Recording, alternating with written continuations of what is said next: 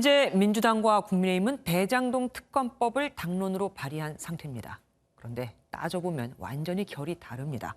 민주당은 부산저축은행 불법 대출 등으로 윤 당선인을 겨냥하고 있고 국민의힘은 이재명 당시 성남시장의 배임 혐의에 초점이 맞춰져 있거든요. 국민 앞에서 모두 다 대장동 특검을 외쳤었으니 안 할 수도 없고 말이죠.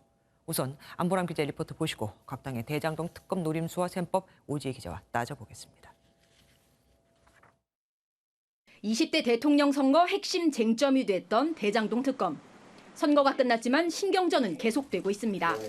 먼저 시동을 건 건 더불어민주당으로 3월 임시국회에서 민주당 안대로 처리하겠다는 의지를 밝혔습니다. 저희가 내놓은 특검안이 이미 중립적인 안이기 때문에 야당의 주장을 검토를 하겠습니다만 저희가 내놓은 안을 중심으로 논의가 가능할 거로 보고 있고요.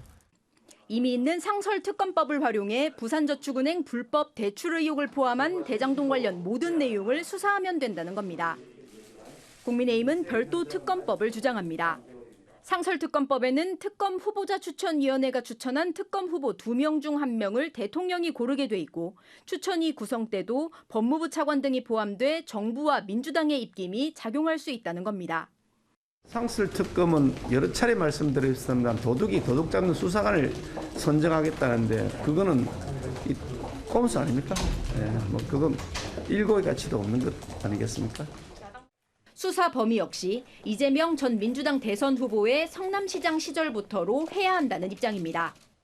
여야 모두 의혹을 말끔히 없애야 한다면서도 방법론을 두고 첨예하게 대립하면서 차기 정부 출범 전까지 대장동 특검법을 둘러싼 신경전만 오갈 수 있다는 전망이 나옵니다.